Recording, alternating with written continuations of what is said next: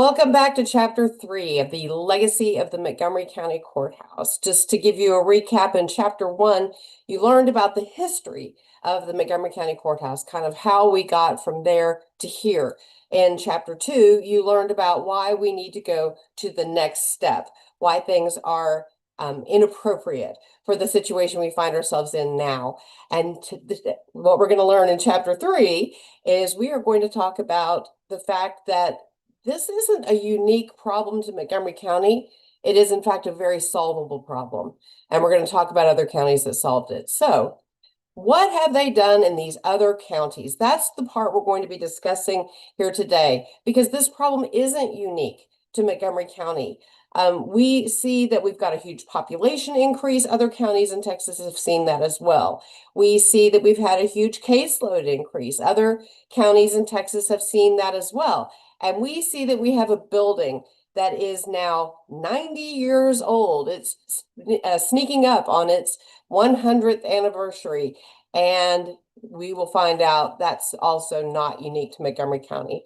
Some of the things that you need to know about other counties of a similar size in the right now with Montgomery County. These are some counties that Montgomery County tends to look to when seeing what kind of trends are happening.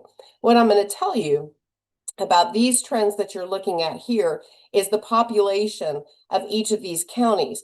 And each of these counties has taken steps to build a new and larger courthouse in recognition of the need. I say all of these counties. I mean all of them except Montgomery County. So it is time for us to get on board with the other counties that have seen the population increase, because when you look at the percent increase from 2020 to 2024 with each of these counties, you'll see that ours is the largest increase of any of these counties which have already taken steps to address their need for a new courthouse. Also, the number of courts in each of these counties, you can see that we are on the low end of that. Even though population-wise, we are right in there with our compatriots in these other counties. You can see that Denton County, for instance, has 20 courts, Fort Bend, 14, and they got some more in this last legislative session too, by the way. Hidalgo County, 24, El Paso County, 28, Montgomery County, 14. We're behind. Remember, Fort Bend County got more courts because they needed more courts, but they also had the facilities to put those courts, and that's what's held us back. More on that in a minute, but we can't continue being held back like this, folks, because we have got to have courts that can manage the caseload of the people in this county who need relief. Here's why we're not alone. Long ago, from 1935 until 1943, there was a thing called the Work Progress Administration, the WPA. It was a federal agency, and it was designed to create infrastructure projects, basically to put people to work. Those infrastructure projects all started at this same period of time, this 8-year period from 35 until 43. So there's all kinds of infrastructure that was being built by this agency at that point in time, our courthouse among them. But the point is that all of these counties across Texas are getting courthouses built right around the same time, and so they're all aging out at right about the same time. So it's important to look and see what other counties have done to address this problem and to see what we can do to mimic their work. We see Fort Bend County, as mentioned, they got a couple more courts in this last legislative session, and they're sitting at a population of 945,000. Their population increase is up about 166%. Ours is bigger. Denton County, it has 21 courts and a much bigger court facility. Their population is up 131%, but ours is up much higher. Collin County, look at how huge that building is. That's the one in the bottom in the middle. And you can see that their population increase is actually the least of the other two counties in this picture, and far less than where we are with Montgomery County. Each of these counties had an old courthouse that needed to be replaced with something that was appropriate for modern times, both in terms of security and space to conduct courts. But there are a whole lot more. Let's take a look.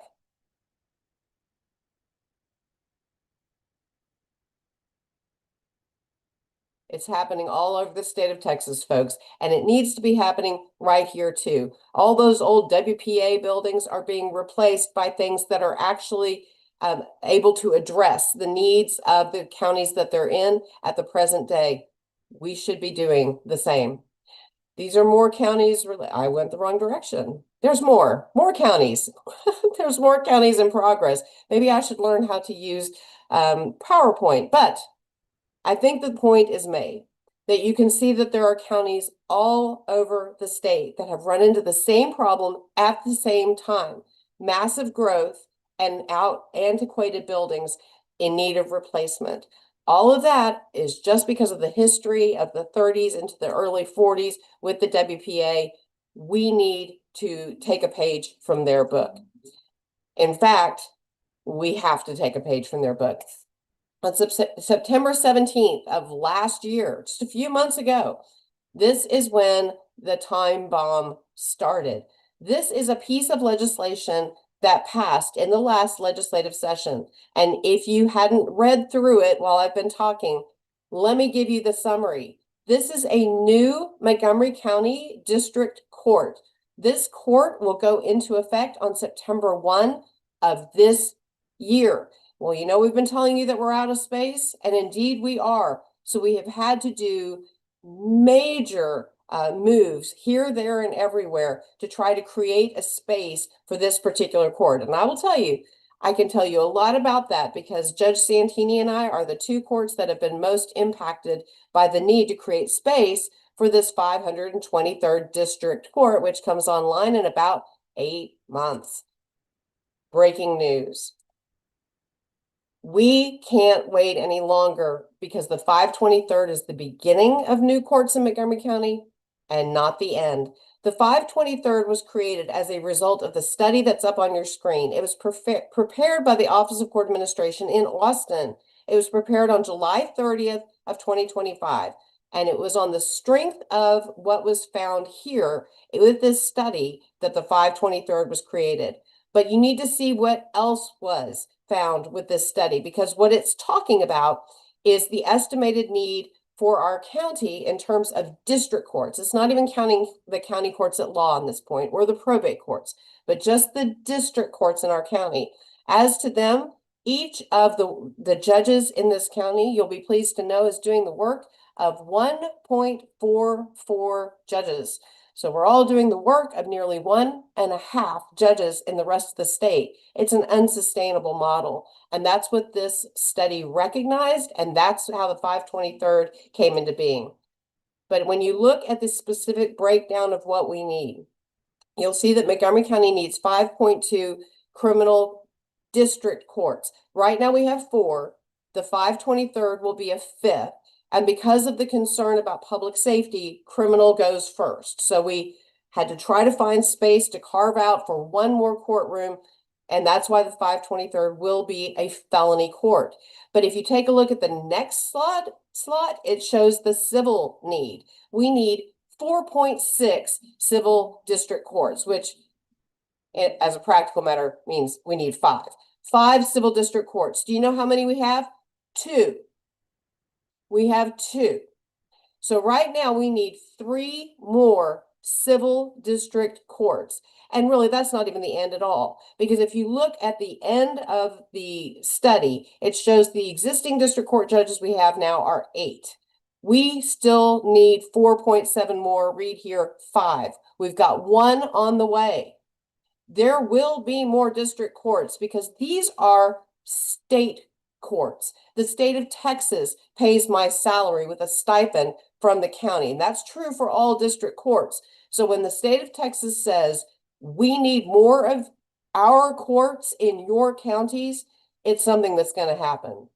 The next legislative session starts in January of 2027.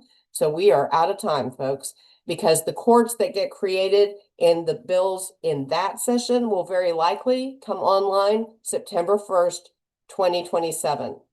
We're out of time. These courts are coming, and we've got to make space for them. More Band-Aids, though, because the 523rd is on the way. So we didn't have the luxury of building a new courthouse between now and September 1st of this year. So what have we done? Well, there's the Keyshan building. You can see all those poor jurors standing outside in the freezing weather, waiting to go for jury duty.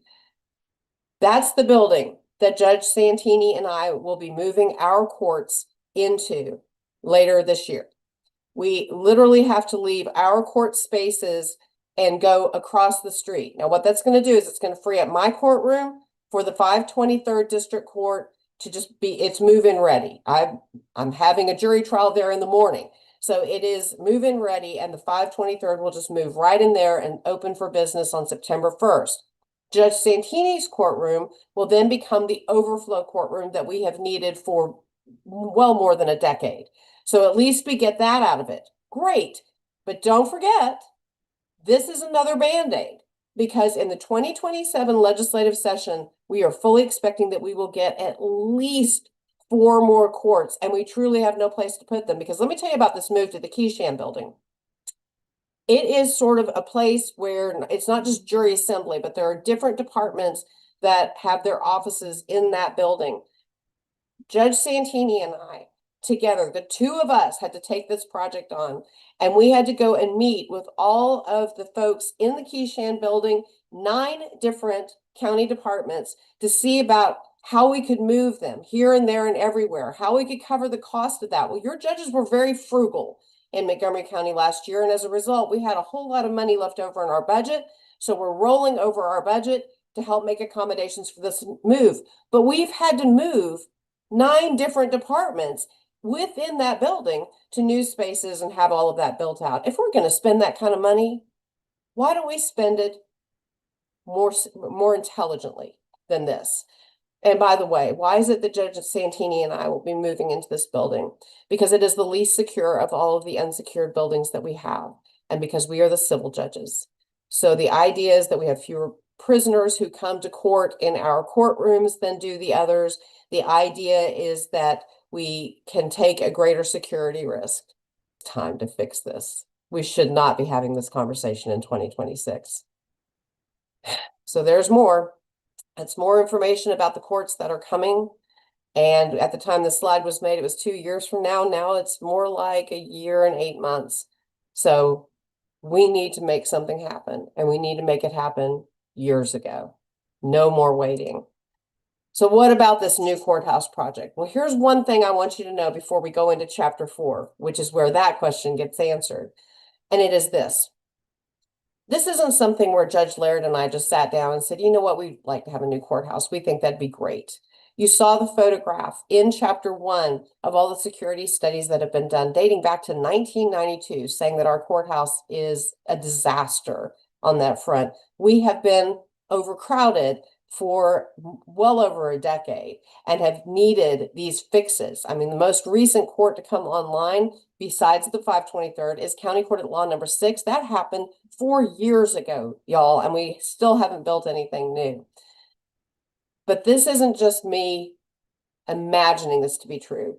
This was a study that you all paid for with the court facility fund. I shouldn't say you paid for it. The court facility fund is about 10% of every filing fee in a civil or family case goes into that fund. And that fund is designed for court facilities. The legislature created it back in 2022. And why did they? Because of the WPA. Because all of these counties across the state needed to have a source of funding to build new courthouses, because all of the courthouses were aging out at the same time all across the state.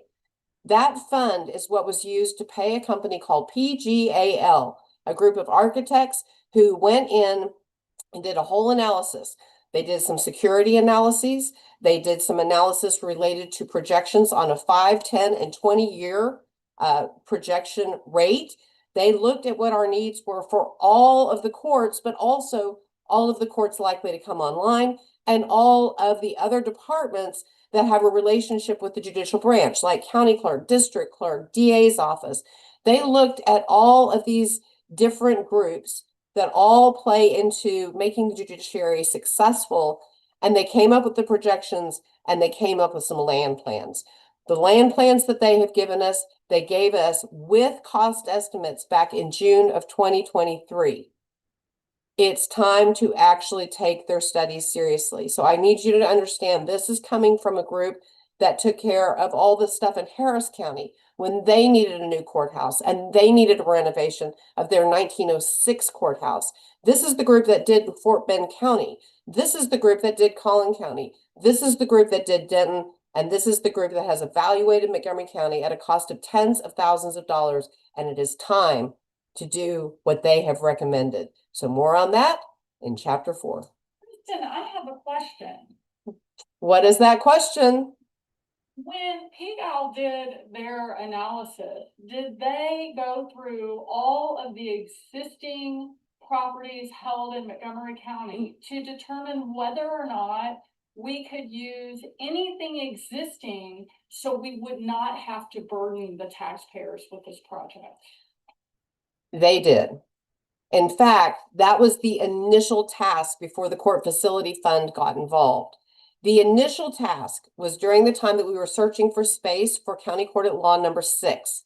And the mission of PGAL was to try to find a space in a currently owned and occupied county building for that court with an eye towards we would need more in the future.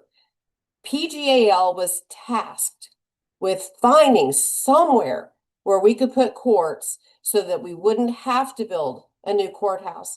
And PGAL reported it can't be done. They evaluated every county-owned building in Conroe because a courthouse has to sit in the county seat. They looked at, and there are a lot of county-owned buildings in Conroe, and they looked at all of them to see if they could find a space that would actually be workable for like the next 4 years, which, by the way, that would be this year from when they did that study. And they concluded that there was no other place to house any courts, including County Court at Law number 6. They looked at moving elections out to the fairground and moving IT over into elections. There was all kinds of, if we move this here, if we move that there, and the Commissioners Court evaluated and they looked at what PGAL said, which was, you really can't do that.